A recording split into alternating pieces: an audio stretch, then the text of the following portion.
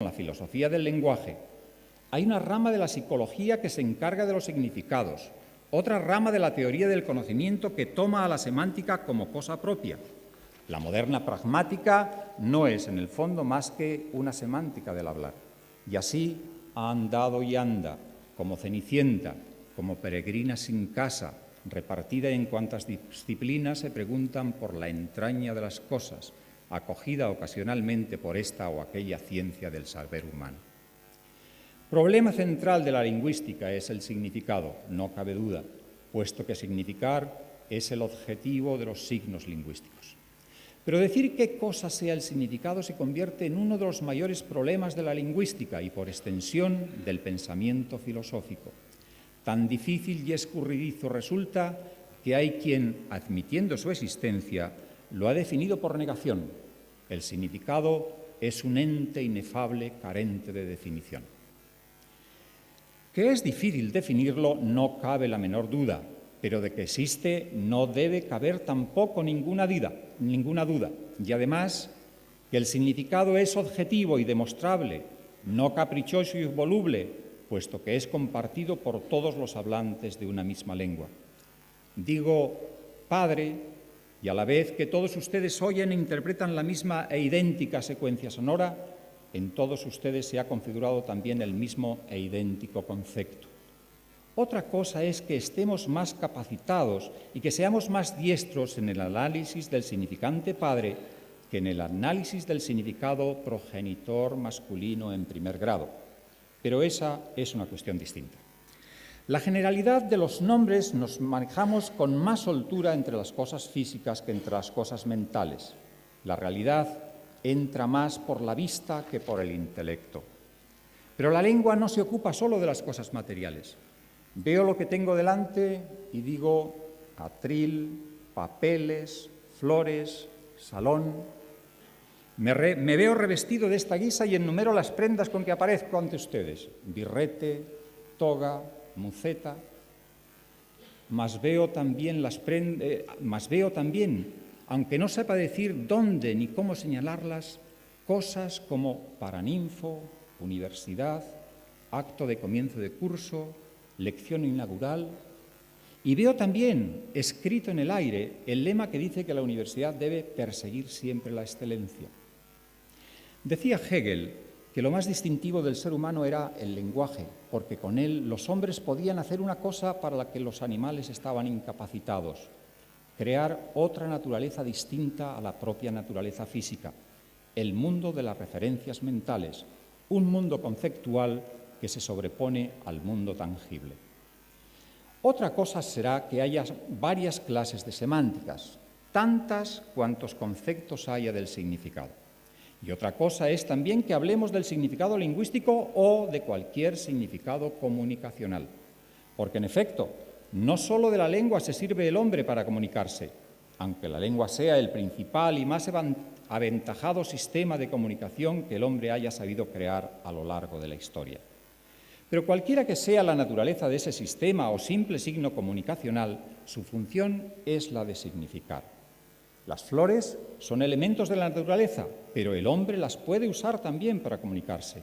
Y en este caso, cada especie floral tiene, dentro de cada cultura, una función distinta y, por tanto, una significación también distinta. Las rosas para el amor, la azucena es símbolo de la inocencia, el crisantemo para el duelo. Y lo mismo puede decirse de los colores: el rojo, signo de prohibición; el verde, de autorización; el amarillo, de precaución. Para todos los sistemas de comunicación en general se prefiere el término de semiótica y se reserva el de semántica para el sistema comunicacional lingüístico. Definir qué es el significado se ha convertido, como digo, en la principal cuestión de la semántica. Significado llamó Saussure, el padre de la lingüística moderna, a la parte inmaterial, conceptual del signo lingüístico, y con él empezó propiamente la semántica lingüística. Plano del contenido lo redefinió después el gran lingüista danés Lius Henlius, y así se prefiere denominar actualmente, pues dentro de ese plano es posible distinguir no una, sino varias realidades semánticas diferentes. 3 tipos semánticos considera Eugenio Coseriu, y valga recordar aquí que el sabio rumano es doctor honoris causa de esta universidad, el lingüista más importante del siglo XX. Y al recordarlo no puedo menos de sentir una honda satisfacción, pues me cupo en suerte hacer su laudatio. 3 tipos semánticos, repito, considera Coseriu que deben distinguirse en el plano del contenido: el significado, la designación y el sentido. Distinción que resulta del todo fundamental en la concepción de la significación lingüística. Y desde este planteamiento podemos decir que en la lengua hay 2 clases de palabras, las que significan y las que meramente designan. Para explicar a mis alumnos la diferencia entre designación y significado, suelo recurrir a la lectura de un pasaje de 100 años de soledad, que ejemplifica mejor que cualquier teoría esta distinción.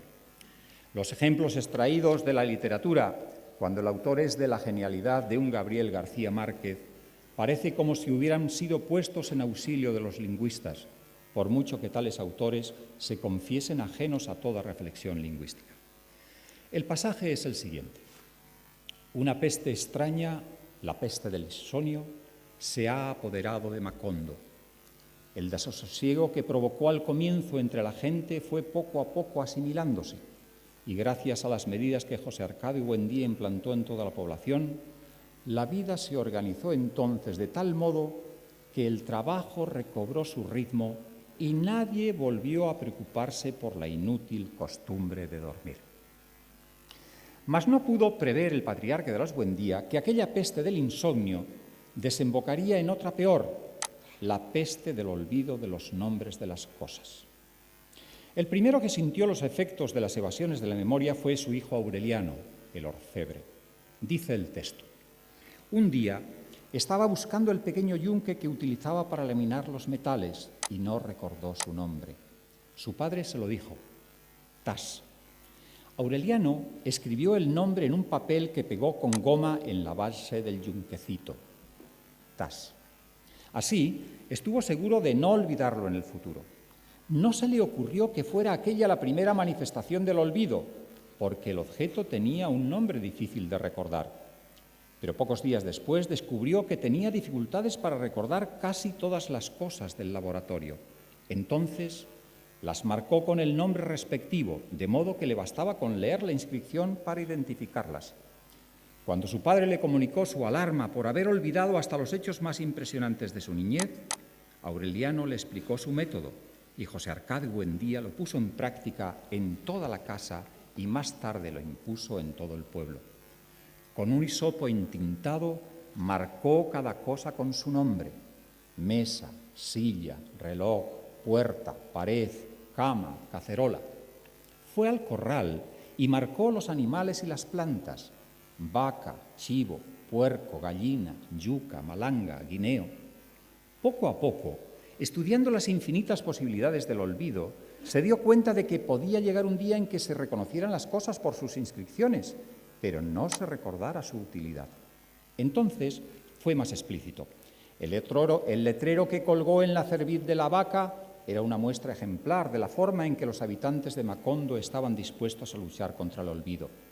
Esta es la vaca, hay que ordeñarla todas las mañanas para que produzca leche, y a la leche hay que hervirla para mezclarla con el café y hacer café con leche. Así continuaron viviendo en una realidad escurridiza, momentáneamente capturada por las palabras, pero que había de fugarse sin remedio cuando olvidaran los valores de la letra impresa. Marcar cada cosa con su nombre. Eso es designar, establecer una relación directa e inequívoca entre un objeto de la realidad y un signo lingüístico, de tal forma que el nombre cobra entonces la virtualidad de la cosa. Perfecta acción la de José Arcadio Buendía en el primer caso, poniendo etiquetas nominativas a cada uno de los objetos de la casa y del corral, mas baldía e infructuosa, a más de impracticable, la acción segunda de pretender poner nombre a la funcionalidad de la vaca, queriendo atrapar una realidad que no es real, que no tiene fundamento físico. Imposible es ahí aplicar el procedimiento